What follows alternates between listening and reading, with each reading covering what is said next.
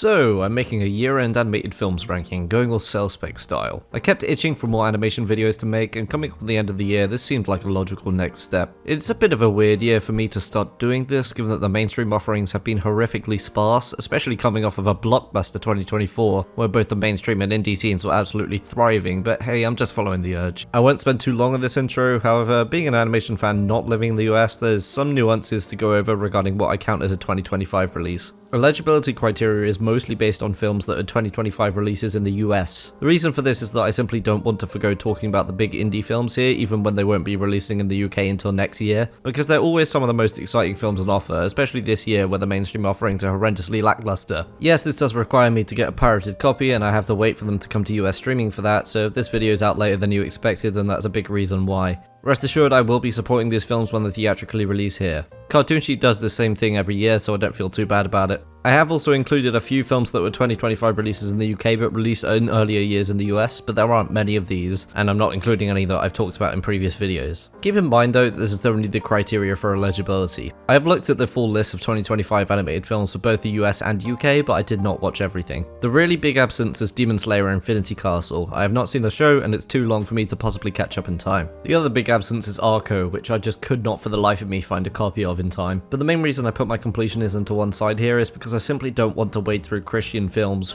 aimed at toddlers, or absolute slop that barely anybody is ever going to see or think about. All of the films on here either genuinely interested me or, this is important, caused a decent enough stir for me to include. That second possible reasoning is going to be very important in explaining why I even watched the film that ended up at the bottom. Anyway, all that out of the way, let's get into the rankings, starting with the most obvious possible bottom pick. You know, sometimes completionism leads you to watching films that make you question your life choices.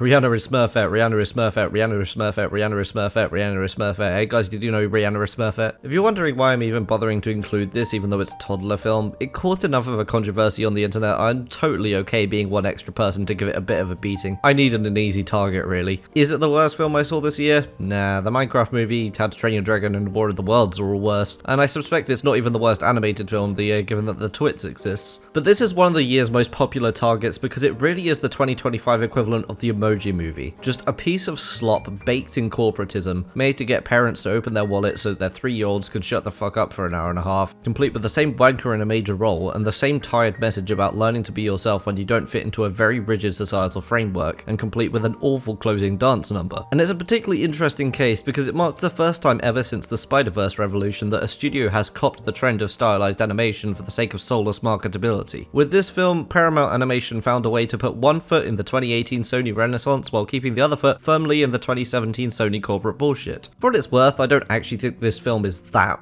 bad on a visual level. It's the cheapest and simplest possible way to stylize the animation, sure, and it's complete with an obligatory multiverse comedy section where they switch mediums to get the brownie points of doing so, while also keeping it simplistic as possible so it doesn't take too much creative effort. But generally I'll still take a film that looks like this over a Minions movie. There are brief moments where they gave the animators genuine leg room to add real flair, which is something, even if it has no personality. But as much as I am able to scramble to find things to like visually at times, story-wise this is just glop. You know exactly what this film is, even if you'd never heard of it until now. There's no good characters, there's a stupid and dull magical adventure plot where James Corden has to search for his inner self because he has no personality. No, that's literally the plot, it's like even the movie knows. And there's a grand total of 2, yes, only 2 musical numbers. There really is no point in saying anything more about this, it's just a pathetic film. Let's move on to a couple of films that are more interestingly bad.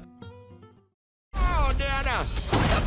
How many times have I told you to stop, Nana? Okay, I lied a bit. The next entry is the truly fascinating catastrophe. This one is mostly just perplexing and honestly not that fun to talk about because the controversy it caused got really dicey and became yet another of many examples of how deeply immature animation fans are. Look, I'm fine shitting on a corporately produced films like Smurfs because I have no respect for studio executives, but Tartakovsky is a genuine creative. The Studio XX tried to bury this film for years and he had to fight tooth and nail to get it made and released. I will never disrespect that. But ultimately it just makes me sad consider that one of the only 2D animated major studio films of the last 10 years, let alone from a visionary like Tartakovsky, has to be this awful. The general public eats up Big Mouth like nobody's business, so I don't doubt that this found its audience, but for me this was actively painful to watch and one of the biggest wastes of a distinctive visual style in years. I heard a lot of people, even those that didn't like the film, say that the widely despised trailer was misrepresentative of the film itself, and I just don't agree at all. Yes, there is some level of character arc and meaning present that the trailer cut out. It's not just 2D Sausage Party, but it's not like that character arc is the point. The film's entire draw is its humor, and the trailer gave a very direct and truthful representation of exactly what that style of humor is, a style I like to call, we put something gross and crude into a medium normally made for kids,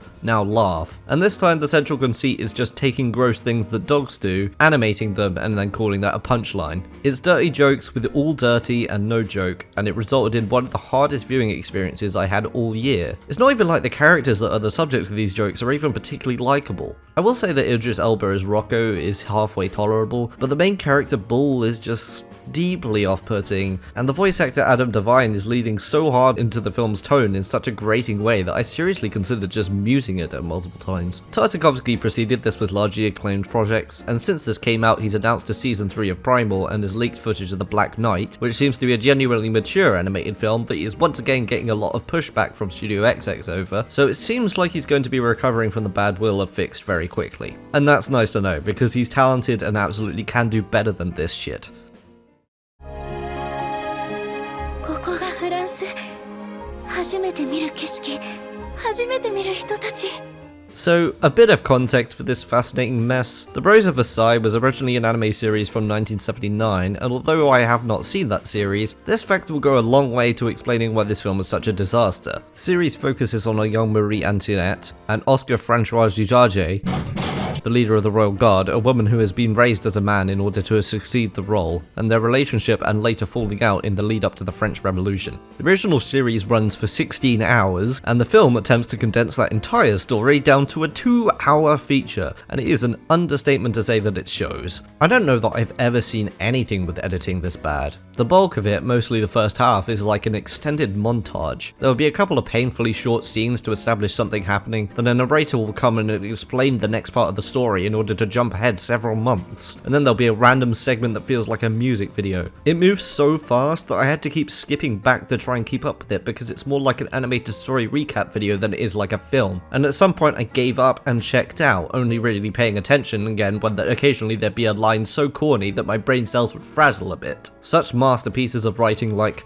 I am a woman who trembles with desire to love and be loved. I never thought I'd see Marie Antoinette talking like a deformed Violet Evergarden ripoff, but here we are. At the very least it looks quite nice. This is a MAPPA project, so naturally they utilize their power of animator abuse to the fullest, and beyond the standard animation looking quite clean. Some of the musical segments are actually really dazzling, but even then I'd just clip those parts and watch them without the baggage of the rest of the film. It really is one of the worst anime films I've ever seen, only really eclipsed by Ocean Waves, Earwig and the Witch and Midori. It's just such a boring mess. There's one particular moment that really exemplifies just how awful the editing is here, where a side character announces their long-term departure to Oscar, and not 2 short scenes later he's being welcomed back by Oscar, to which he says, how long has it been, 4 years? And I think that's the point at which my brain fried from the effort of trying to keep up. And as a cherry on top of all this, I am told from reviews that the series had multiple queer elements that this remake completely sniped out of existence, which is just deeply annoying. How is a series from the 70s more woke than a remake from the 2020s?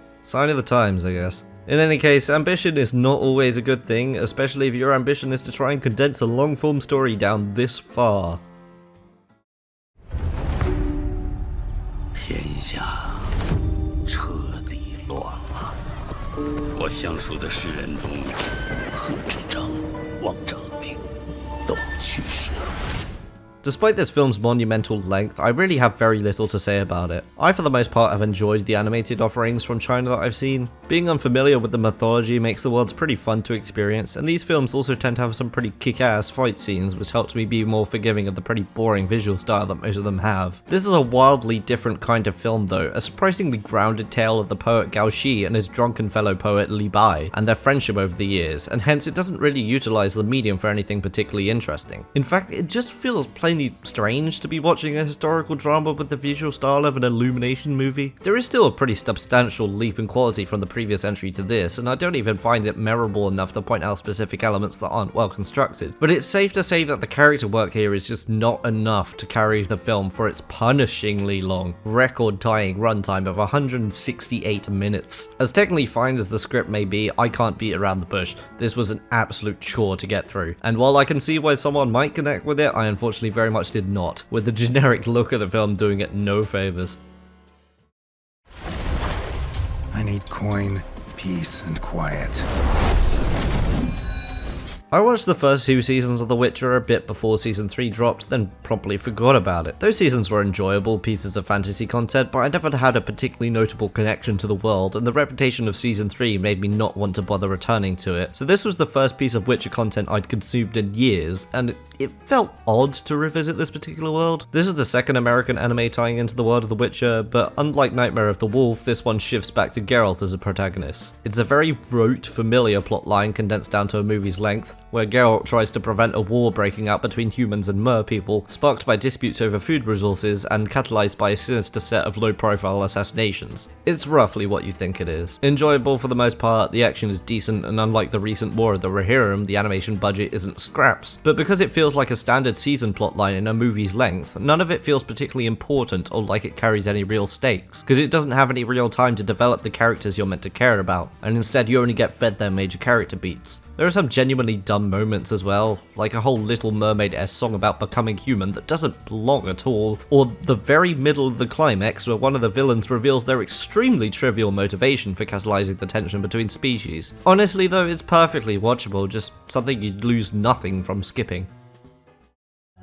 教えてほしい歌を Well, this is one of the weirdest movies on the list. I don't know about you, but when I see a title like that, I kind of die inside a little bit. This film's entire concept is beyond strange, being a movie tie-in to a mobile rhythm game themed around Hatsune Miku and other Vocaloid characters. Yes, you heard me right. This is a movie based on this.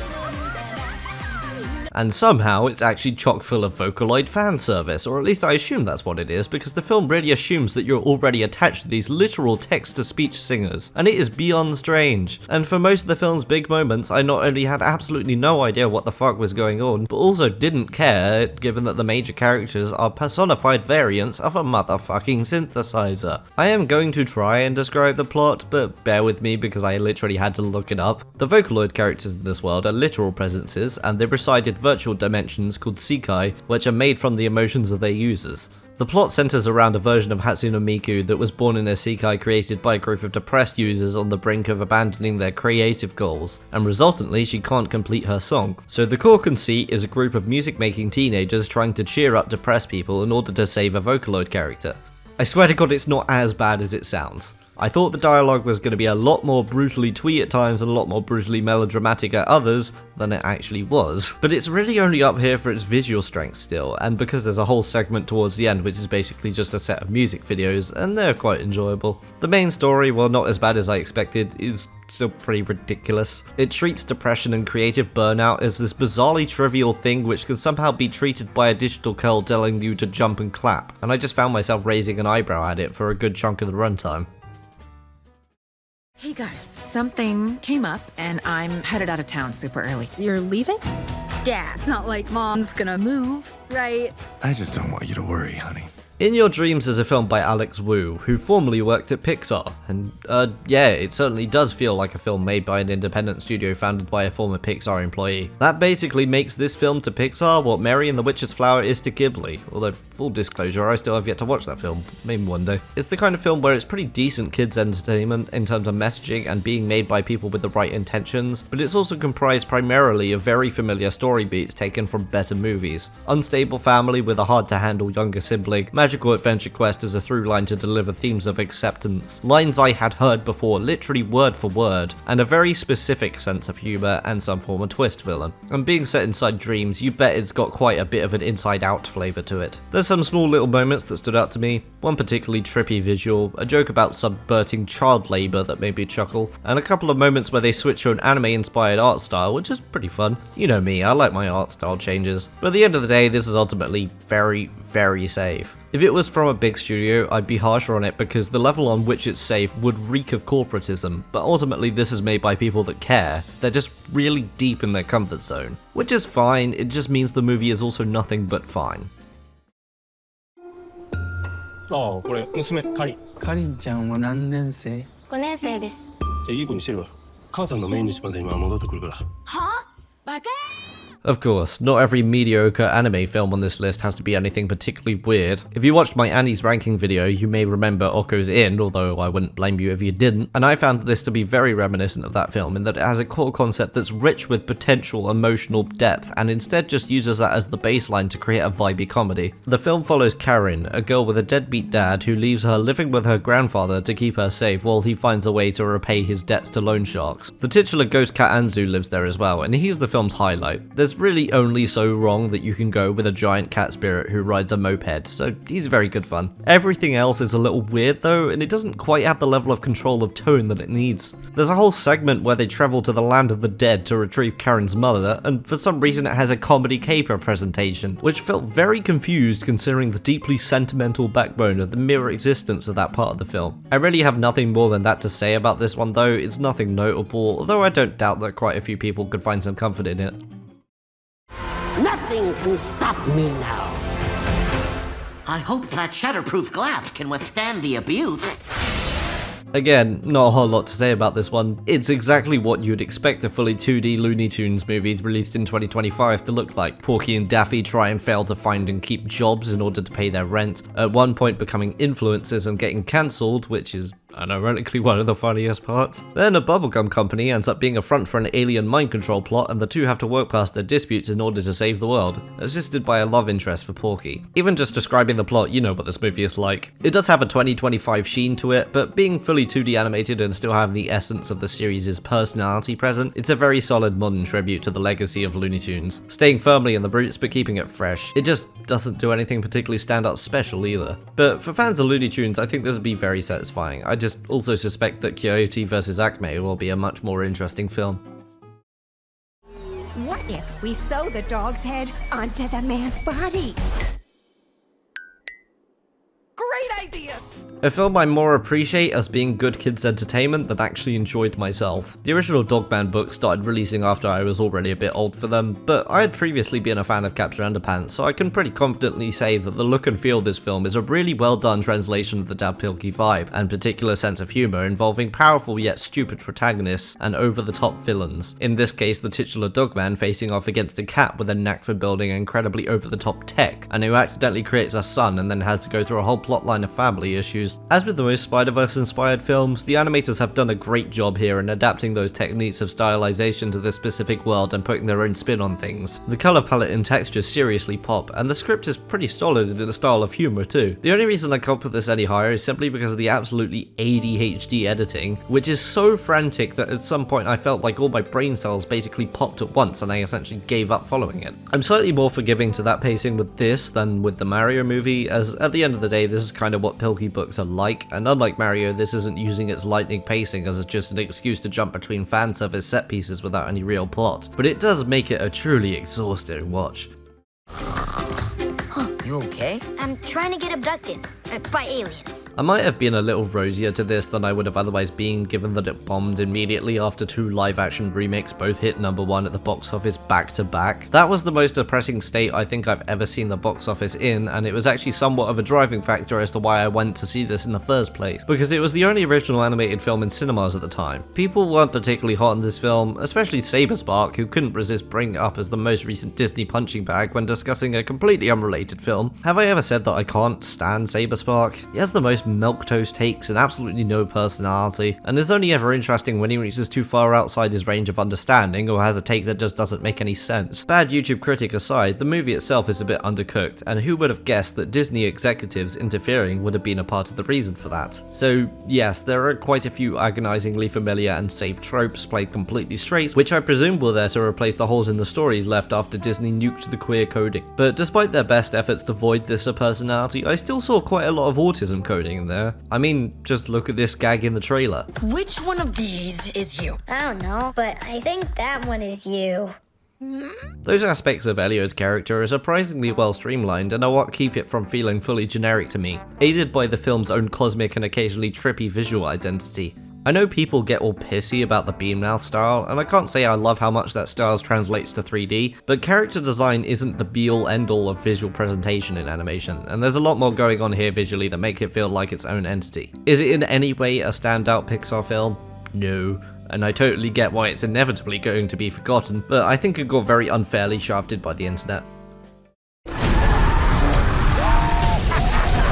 Things sure have changed. This is the kind of film that I don't necessarily want to even bother talking about because it feels oddly redundant, but I'll try anyhow. The first Bad Guys film is one that looks pretty great, but unfortunately otherwise it's just a collection of familiar tropes and character archetypes complete with a villain voiced by someone who cannot do villains. So it's overall pretty mid, essentially just Megamind with a sheen. This one for me is a notable improvement, with a massive villain upgrade, a more interesting internal character conflict, and a much more gloriously over-the-top third act in terms of its action set pieces. I actually had a pretty great time with this one, mostly because it understands that this kind of film is at its best when it goes balls to the wall. I really could have done without the gross out fart joke that went on for multiple minutes though.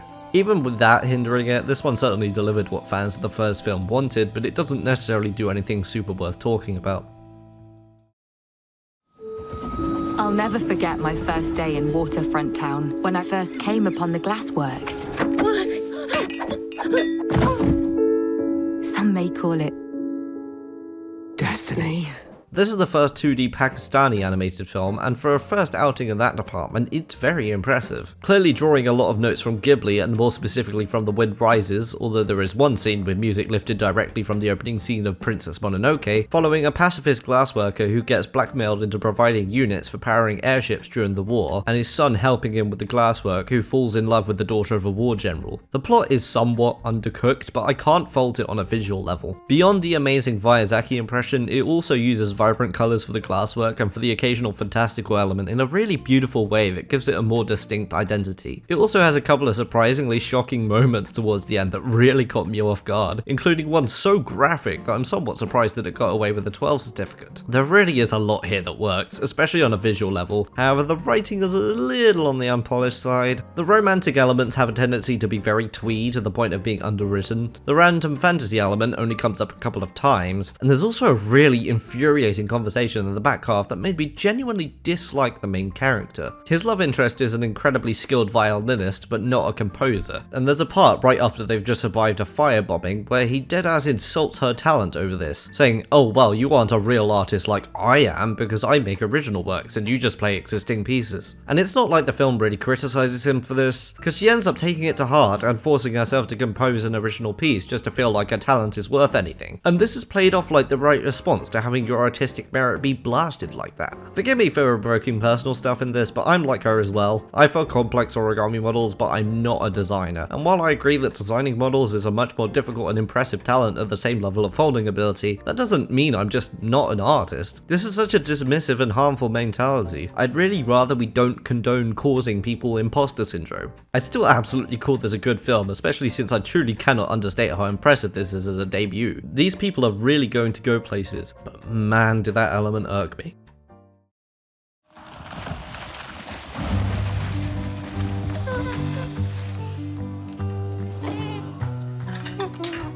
This is the second feature by Claude Barras, the voice behind the phenomenal My Life as a Courgette. And while I can say that his skills as an animator are still absolutely incredible, I did unfortunately feel the absence of Celine Sciamma in the co-writer chair. Savages follows Keria, a girl who rescues a baby orangutan one day, and her cousin from an indigenous forest tribe which is conflicting with the logging companies. You can already see where this is going. It's a very simple and direct commentary film. That said, there is a certain hangout style to the narrative that makes it easier to get along with than it might otherwise be. Keria ends up getting lost in the forest with her cousin, who then has to help her and the orangutan baby survive. And given how absolutely glorious the visuals are, I honestly cannot understate that aspect. The simplicity actually makes for a rather cozy watch in large stretches, particularly whenever a fire is involved. The dialogue isn't bad either, it's just that without a strong emotional conceit like Courgette had, the core elements are much less deep and it's honestly somewhat unmemorable.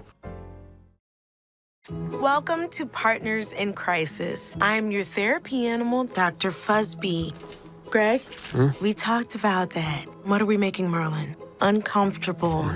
Yes, For all my gripes with the animation mainstream and with Disney in particular, I did enjoy this a decent bit. I obviously don't need to introduce this one or its plot, it's making an insane amount of bank right now, which naturally some of the more moronic animation fans are using as an excuse to shit on China's own record shatterer because it's foreign. These people never grow up, do they? Anyhow, I haven't rewatched the first film since it came out, so my opinion on how this compares is probably somewhat useless to state. But while it does no longer have the first entry advantage of being the one to set up the world and characters and story formula, it's able to compensate for that by finding new parts of the world to build out and by deepening the relationship between its leads, particularly with Nick and how he, as a newly reformed person, deals with being a partner to someone who has had strong values deeply ingrained in her since childhood, values which cause her to sometimes put both of their lives on the line. It also manages to, by some insane miracle, actually make its twist villain legitimately surprising and well-rounded, which if you know Disney's track record with that specific brand of character is a real refreshing thing to see, not just in how it works on a plot level, but also in the thematic implications it has about that kind of character. Even the humour, while largely not my thing outside the random unexpected reference to The Shining, is generally pretty clever in how it uses such a wide variety of specific animal traits to create punchlines. I'm not head over heels for all of this like a lot of people are, but it's certainly a nice surprise. And the award for the least subtle title of the year goes to Lesbian Space Princess. Christ, okay, this is going to be a difficult one to talk about. There's a lot of really loaded themes here and I have to tread kind of lightly. This is basically the gay equivalent of Barbie, being about a depressed princess of a planet called Clitopolis and her quest to save her now ex-girlfriend from the straight white malians. Lots of great puns in this film, but you can kind of see why I'm going to have to be careful when I talk about what about this doesn't work on a theme level. We'll start with the easy stuff though, with what does work, such as the lovely art style. This is a very specifically internet look, not the kind of thing you'd expect to see in a feature film touring festival circuits, and I entirely welcome it. I love looking at this film. I especially love the design and movements of the Malians, who mostly exist to poke fun, specifically a bunch of Reddit core incel rhetoric. The dialogue between these three is brilliant, definitely one of the better executions of the inept antagonist trope that I've seen, and their voice actors, Australian comedy trio Auntie Donna, are clearly having an absolute blast. I think pretty much all the jokes at least amuse me, and some of them, like the blue is the warmest colour reference, I genuinely laugh out loud. There's a lot about this that should make it go a lot higher on the list, but the thematic handling kind of irks me in places, and these flaws are unfortunately to do with how it functions as a satire on lesbian issues. I'm going to try my best to not come off the wrong way here. I'm usually not a fan of really overt satires, but the reason I felt that Barbie works is because it functions not as something trying to be insightful, but more as an explosion of frustration that stays grounded thanks to the comedy, yet it still has some level of nuance and an undercurrent of sympathy, ending on a hopeful yet peaceful tone. This has all the same brands of frustration present, and while it's got exactly the right kind of humour to ground that, the sympathetic angle and the nuances are pretty much gone, which makes the sheer anger that the film evokes reach a level that seems honestly quite unhealthy. Unlike Barbie, the film doesn't just have a fear of misogyny and homophobia, but a fear of the very concept of straightness and men. In this universe, the lesbians are literally segregated into a section of space reserved specifically for gay people, protected by a large safety bubble, meaning there isn't really a positive view on allies, and this is just not seen as a bad thing. But it's not just that. When the titular Princess Syra leaves gay space, one of the first things she sees is a guy singing a love song for his girlfriend, and she's absolutely terrified of that sight. Yet when she meets a non-binary person named Willow, who seems to be assigned female at birth, I promise you that detail is relevant, who also plays guitar and even writes her a love song, she's perfectly fine with that. There's also a literal small disembodied penis that pilots a large mech penis which attacks her protagonist with jizz, which is kind of amusing in the moment but leaves a bad taste once you think about it, mostly because of a really questionable scene in the middle, which is pretty much what made me consider here that the attitudes here might be overboard. You see, in this universe, the royals of Clitopolis can summon an axe called the Labrise from their genitals. The Labrise is a Greek axe that was adopted as a symbol of lesbian power in the 70s. The princess is unable to summon it at first and must go meet a drag queen named Blade who is able to help her summon it before Blade steals it for herself. This character is the only one presenting as a trans woman, notably being played by a cis drag queen, and she turns out to be a con who tries to steal a lesbian power symbol that is literally produced from the vagina. Even just on its own, but especially when you pair it with the literal evil penis, this seemingly unintentionally plays into a TERF idea that trans women and trans feminine people aren't to be trusted and are just people trying to invade female spaces with malicious intent. This is why I mentioned that Willow, the non-binary character, is presented as assigned female, because their inclusion means the film is technically not not trans-exclusionary as a blanket view, yet it's so distrustful of anyone with a penis that it still seemingly adopts a trans-misogynist and pro-segregation view. I honestly don't think any of this was intended. The creators could very well have straight male friends or trans women friends for all I know, but this is all still in the film and it doesn't feel right. Believe me, I would have put it higher if it weren't for this attitude. Oh my god. You're, Billy 5000. Yeah, the human calculator. I'm on a really good hustle. One of the deepest cuts on the list now. This is sort of the opposite case to Savages in that the visuals are quite limited, but the script is fantastic. It's also the weirdest film on the entire list by a considerable margin, and unlike the Miku film, there's actually intention behind that. It's a slice of life film created pretty much entirely by Julian Glander, besides the surprisingly talented voice cast, about a depressed teenager desperately trying to make $5,000 as a delivery boy with a hoverboard, and the range of peculiar characters he encounters. As much as this is a hangout film between Billy and his love interest Rosebud, and also between his former friend group, it's also full of cursed subplots and has a truly strange balloonish look, with bright colours and a very specific and consistent camera perspective that make it feel more like a game than a film. I lose track of how many absolutely nuts elements there are in here, honestly. Even with how obviously weird it is on the outside, that doesn't quite prepare you for just how strange it gets. Rosebud works at a family greenhouse getting bossed around by her mother, who lives underground and talks to her from afar using a human-operated robot. One of the apartments Billy delivers to regularly is inhabited by a worm alien sent to try out various earth foods which he sings a song about in gibberish, and Billy ends up stumbling across a small purple sponge alien whom he has to take care of, which somehow deepens his existential crisis. It does have a very charming script with some solid comedy, and there's a lot of passion radiating off the screen. It's hard not to smile at the fact that this earnestly tiny project can be rented off Prime, but considering how all over the place it is, it's not super cohesive, and it's safe to say that it's very much not for everyone. I will say there is one particular highlight that I can't get out of my head of this guy running a hot dog stand. He just keeps going on random tangents while only his eyes are visible, and there's something so strangely amusing about it. 俺の心はマキマさんが見つけてくれた。だから、俺の心はマキマさんだけのもんだ。でも。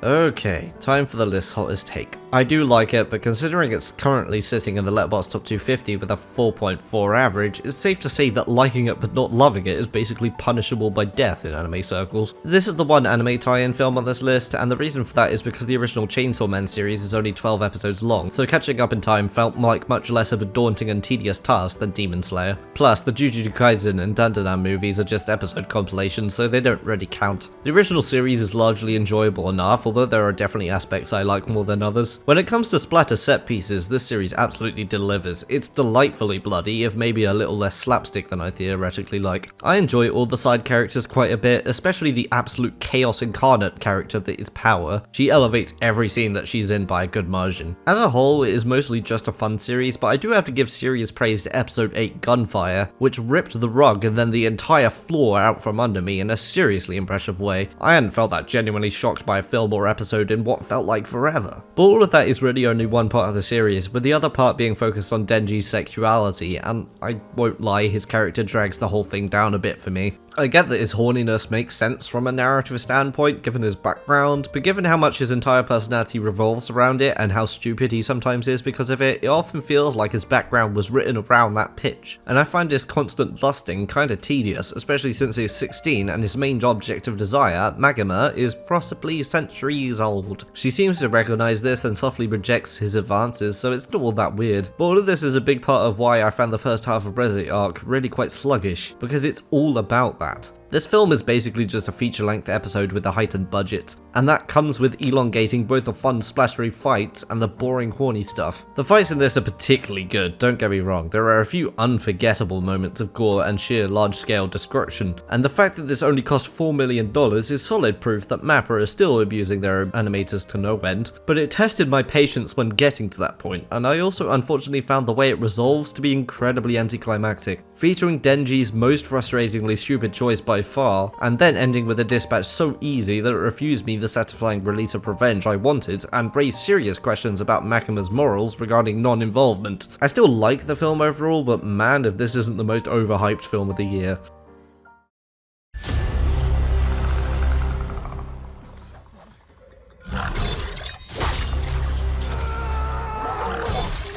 Dan Trachtenberg has single-handedly revived the Predator franchise, which had been in a bit of a rut after the extremely poorly received The Predator in 2018. He did Prey, which was so good that I actually think I prefer it over the original, and recently he did Predator Badlands, which was considerably more generic, but still a pretty good time with some imaginative set pieces. In the middle of that, he released a streaming original animated film which he'd worked on in collaboration with visual effects company The Third Floor in their first foray into animation. I was a little skeptical of this when the trailer dropped, particularly since you can kind of tell that this is Third Floor's first animation project. They're going for an arcane look but don't quite have the detail to back it all up, and I found this to be a bit of a detractor to the first segment in particular. Thankfully it does improve, and man did I enjoy the heck out of where it ended up. It's an anthology film following 3 different predators at various points in history and their more than worthy opponents, starting with a Viking in the Shield, a pair of samurai in the Sword, and a novice fighter pilot in the Bullet. The upgrade in intricacy of fighting style from the Shield to the Sword and then the upgraded technology to the Bullet allows the film to gradually become more intricate and creative with its action set pieces. There's a pretty good argument to be made that the best segment is actually the Sword, since it's the only one with genuinely somewhat interesting characters, but man, I'm here for the action, and the Bullet has some of the most exciting moments of the year. The world will know you as pop stars. But you will be much more than that. Yeah, it's the big one. Watching this blow up was such a fascinating experience, especially when I, like many others, assumed from early teasers that it was going to be horrendously cringe. As a lot of people have pointed out, this is basically Gen Alpha's Frozen, and it's sort of nice to have an animated film that's this big of a hit that's significantly less annoying than Frozen was, looks way better, and has a much more fun style of music. As with most people, I am absolutely on board with the Sony Renaissance era. I adore the Spider-Verse films and how they've influenced the industry, and it genuinely boggles my mind how even though they all look incredible, they all cost less than the first Puss in Boots. Just goes to show the power of style over detail and how far animation technology has come. I don't have a whole lot to say about this film on the basis that its size means I can't really say anything new. The animation is amazing, the soundtrack is so insanely universal that even I, as someone who can't stand pop and especially K-pop, likes almost the entire soundtrack. I was shocked at how genuinely emotionally powerful I found the climax to be too. I think the most interesting thing about this film is that it's actually pretty generic in terms of its character archetypes and story structure, but it doesn't feel it, purely because it's presented with so much wonderful flair. My one major gripe, besides the humour not always hitting, is that it's a very dishonestly positive portrayal of the K-pop fanbase and especially the industry. I mean, their agent feels like he had every line written specifically to subvert how industry agents are in real life, and not in an interesting way. Still, I'm absolutely not immune to this one. Il était une fois, dans un grand bois, un pauvre bûcheron et une pauvre bûcheronne. Le froid, la faim, la misère leur rendaient la vie bien difficile. This is the only heavy entry on the list. I don't particularly enjoy talking about films this heavy, so I'm somewhat glad it's the only one. I heard about this because Adam Elliott was praising it when he was at the Annecy Film Festival with the premiere of Memoir of a Snail, and I figured that a film getting praised by Adam Elliott is definitely worth a look. It's a film directed by the guy who behind Best Picture winner The Artist and animated by the team behind The Red Turtle, so it's no surprise that it utilizes long sections with no dialogue to very strong effect. It's set in World War II, where a Jewish man on a train bound for Auschwitz desperately throws his baby daughter from the train, where she is found and raised by a woodcutter and his wife. The woodcutter is initially much more reluctant to take on the task of raising a child, given their less than fortunate circumstances, leading to some strongly realized character conflicts, and the girl's presence causes escalating tensions as they struggle to feed her. I won't spoil the story, in part because it's slow enough that I don't remember much of what happens in the middle aside from one really shocking hard left turn, but beyond the excellent slow direction and use of little dialogue, this is largely up this high entirely for the absolutely devastating ending, where the quiet power of the style really culminates. You'd be completely forgiven for skipping this one though, it is rough.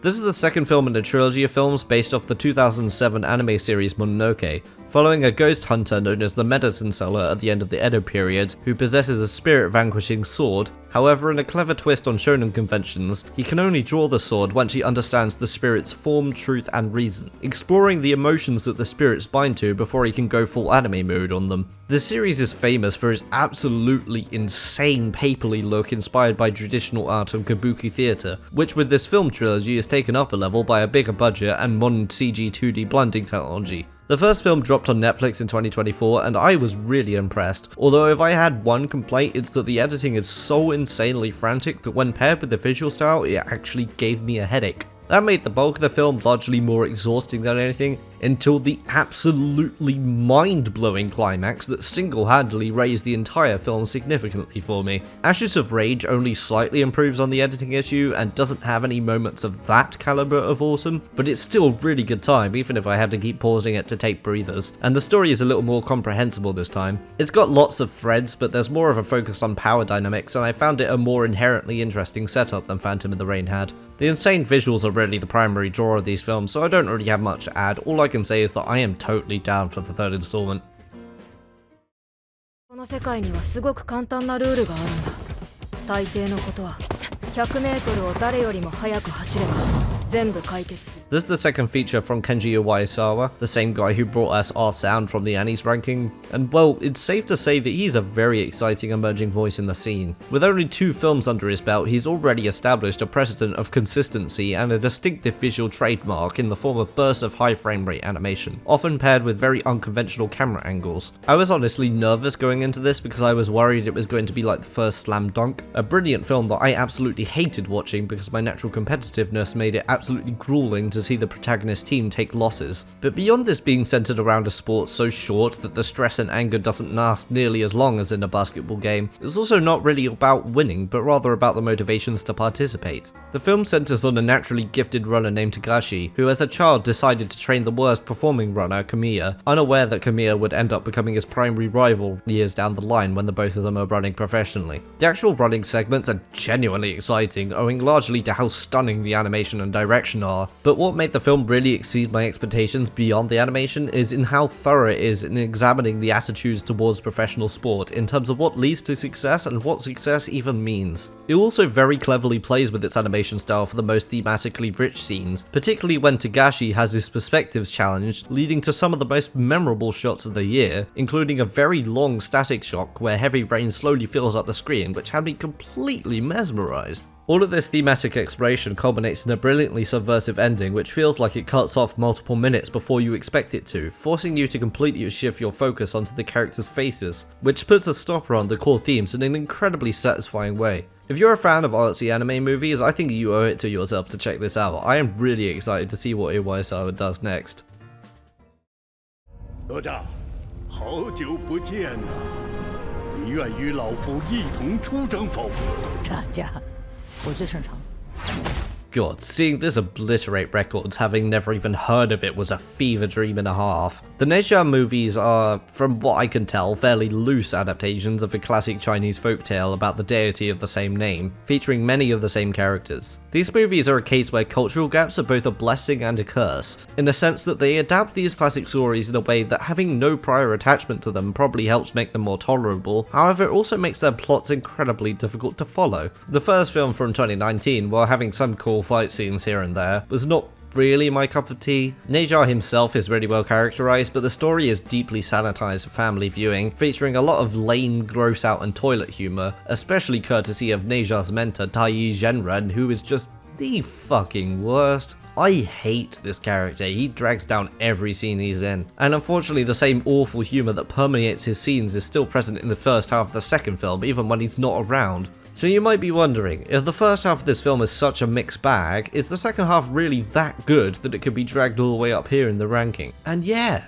it really is. Part of what's fun about these movies is that since they're fantasy based, they can get extremely creative with their fight scenes and choreography, and not only does this film do that to a very successful degree, but it also directs the scenes extremely well. And at the midpoint of the film it has an emotional gear shift, after which not only do the fight scenes step up a gear, but the tone becomes more serious and the motivations feel more weighty and meaningful, leading up to a moment that almost made me cry, followed by the biggest explosion of testosterone I think a film has ever given me. I watched this twice in the cinema, and both times that part was so potent. It's like every little boy's power fantasy put on screen. The real cherry on top though is the absolutely mind-boggling climax, the start of which has to be the biggest what the fuck moment of the year. I remember seeing theories that China was faking the box office numbers for this film, and I almost believed it until I saw that climax and realized it really did get there organically because it was designed to be big. I'm not sure I can even put the scale of this final fight into words. It has to be one of the biggest fights in cinematic history by sheer number of soldiers, whole rivers of them pouring at each other. And well, given how much I've largely gone off action blockbusters, it's very refreshing to see a film this huge in scope actually execute its massive scale in a deeply satisfying way. After this, I am really looking forward to the third installment. This is one of the cinematic events of the year. 진짜로 화성에 가면 나는 뭘로 연락해? 무전기 사러 가? 제이는 이제 노래 안 해? The only Korean language film on this list, which dropped on Netflix a mere 3 weeks before K-pop Demon Hunters. The second feature from director Han Ji-won, who had previously made a rather simple but sweet adaptation of a short story following two girls who were high school sweethearts and how their relationship changes as they get older. This is a much more ambitious film, with a completely original story written by Han, set in a stunningly rendered sci-fi future following the growing romantic bond between a musician and an astronaut and the brutal longing when the astronaut leaves for a Mars mission, destroying their means of intimacy and most of their means of communication.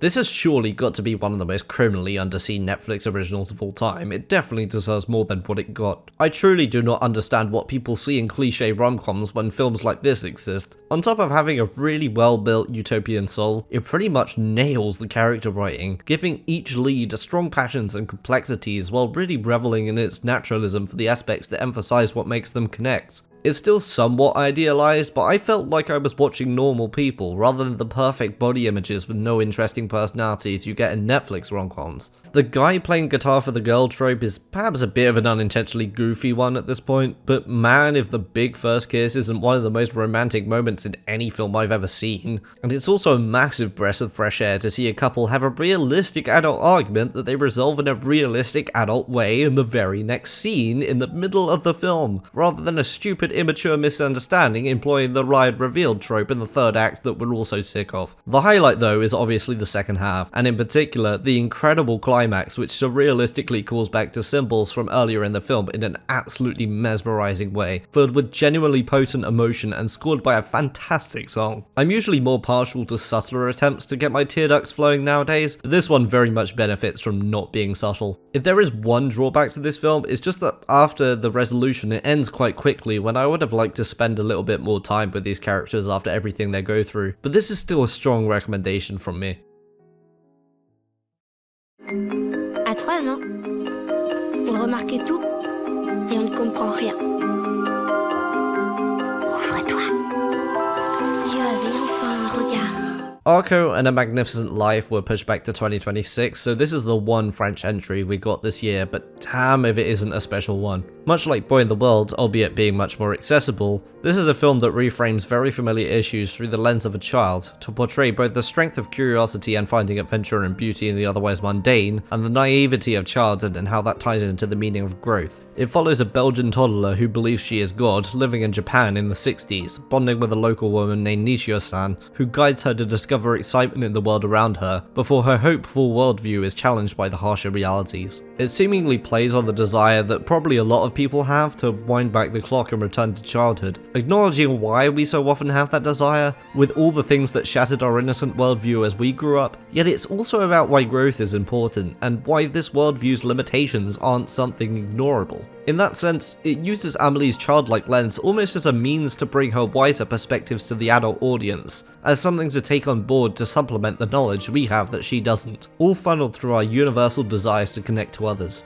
Between all of this and the absolutely sublime use of visual metaphor which elevates the already gorgeous and inviting art style, by the end I was not only getting emotional, but I felt a kind of serene acceptance. It's a beautifully contemplative piece with soft strokes of philosophy, giving an alluringly poetic quality, and I really can't wait to revisit it. Oh.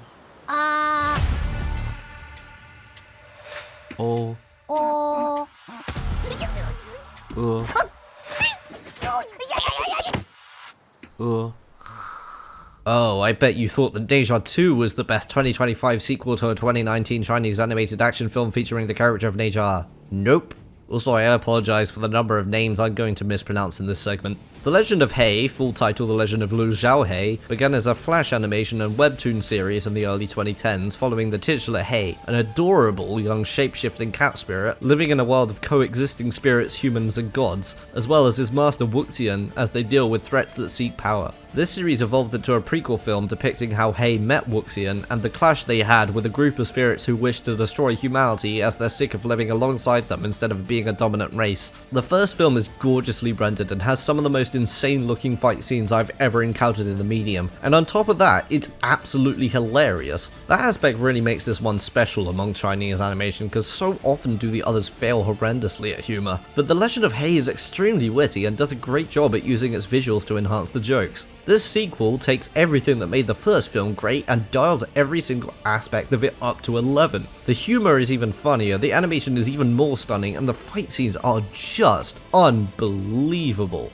I mentioned in the Neja 2 segment that these kinds of films have truly infinite possibilities with their fight scenes since their only limit is the abilities of the writers can think of. And I think it's safe to say that this is roughly as good as animated action can get. This film is 2 hours long, it has a lot of fighting in it, and yet they keep finding new and mind-boggling ways to keep them endlessly inventive. There's elemental abilities, spirit shields, telekinesis, fucking teleportation, I mean, come on. And it's all directed and animated to just an astonishing degree of detail. I don't know how true this is, but I read somewhere that the plane sequence alone took them a full year to animate, which is just insane. And it would be an amazing film in any case if everything great about it was just what the first film did, but even better. However, beyond the mystery elements being more interesting than they were in the first film, the really special addition is a new character named Lui, a former student of Wuxian. She's incredibly compelling in how she has the right intentions but is sometimes willing to cross boundaries of morality in order to get there. And as the film goes along, her backstory gets slowly revealed, and it's a deeply tragic one that I really felt. She is, for me, the best character in the series so far, and I'm extremely excited to see more of her if a third film gets made. This is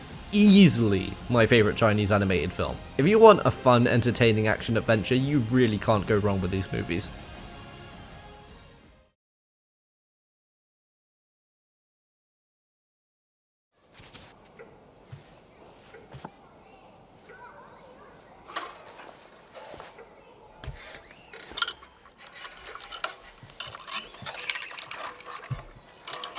Konnichiwa.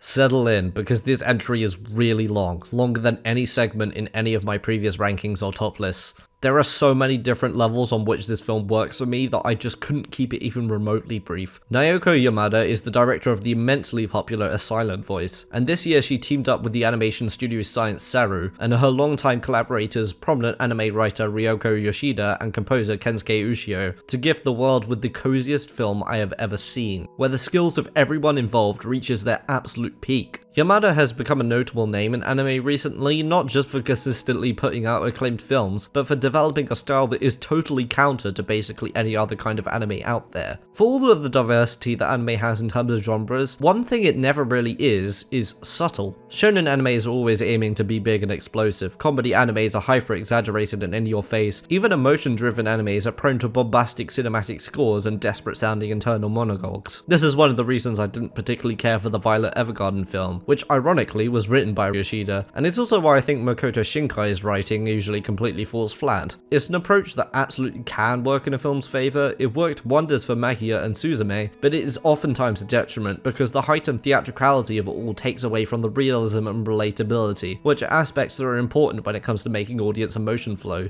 Yamada, starting with Liz and the Blue Bird, has chosen to go in the complete opposite direction. Slow, gentle films about young people just living their lives, hanging out, playing music, eating ice cream. Yoshida and Ushio are two people that clearly understand this vision to the highest degree. Yamada has worked with them both since A Silent Voice, and they are irreplaceable in realizing this low-key style. Yoshida provides minimal usage of internal monologue and prominent moments of purely visual storytelling, and Ushio provides a stripped-back minimalist score consisting mostly of very dry pianos that's often closer to ambience than it is to conventional soundtrack, when it's even present at all. And in this film, every element is working at level 11. It's such a simple film about Totsuko, a clearly autistic girl at Christian school who sees people as colours, forming a band with two people who had particularly strong colours, Kimi and Rui, following their bonding, their artistic process, and touching on their uncertainties about their future. And yet, this simplicity just makes it absolutely transcendental because of how much it commits to the groundedness of these characters and their relationships, and to the slow, relaxed tone. It's also one of the most visually stunning animated films I have ever seen. Science Saru utterly blew my head off with how gorgeous this is, and every time I watch it I find new things to appreciate about how Yamada directs it. If I listed off all the little genius choices she makes in terms of shots, we'd just be here all day. The main trio of characters lives rent-free in my head because of this commitment to realism. If ever there was a film to celebrate the meaning of human connection at both the highs and the lows, and how special even the most normal people are, it really is this. And they're beautiful characters individually too. Rui deals with pressure from his family to take over the medical clinic, yet pursues his true passion of music in secret so as not to disappoint them. And having made music myself, his drive for that is inspiring. Kimi spends a lot of the film feeling utterly lost, having dropped out of school but not being able to muster up the courage to tell her grandma about it, which is why the song she pitches is the most emotional, an expression of her pent-up disappointment in herself. She's an incredibly quiet person for almost the entire film, yet as it draws to a close with Rui leaving the university, her and Totsuko run to catch up with his ferry in order to say goodbye, where she shouts so hard that her voice breaks. That moment makes me tear up every time I watch it, because while it's a sad moment, it's really more about how precious the memories made with Rui are, and I really relate to that simultaneous expression of sadness and love. And that brings me to our main protagonist, Totsuko. I fucking love this girl so much. She is my second favourite character of all time. Here's the top 5 in case you're curious. She is such an innocent and beautiful view of the world, and not only do I really relate to her weird mannerisms and embarrassment over her very autistic coded quirks, but she's also practically a personification of passion for life. I mentioned that this film is set in a Christian school, which it doesn't necessarily glorify or ignore the harmful aspects of, but Totsuko notably is very dedicated to her faith.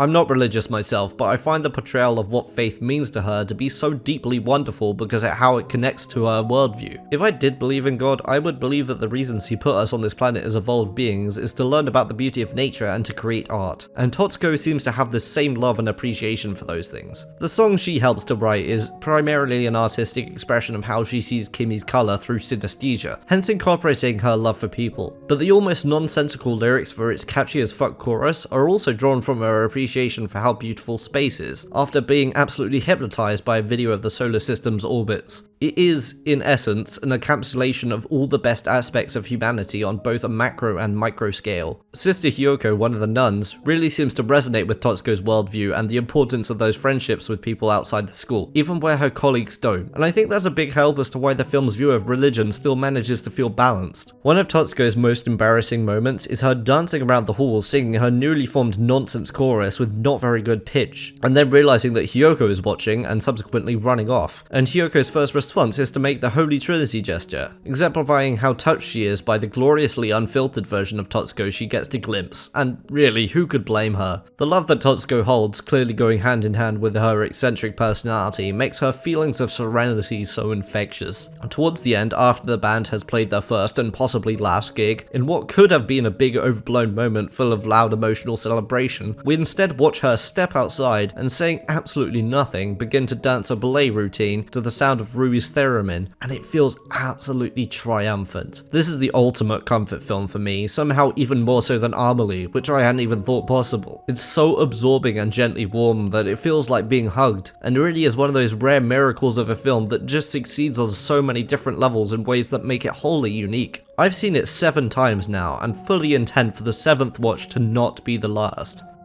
Go watch The Colors Within.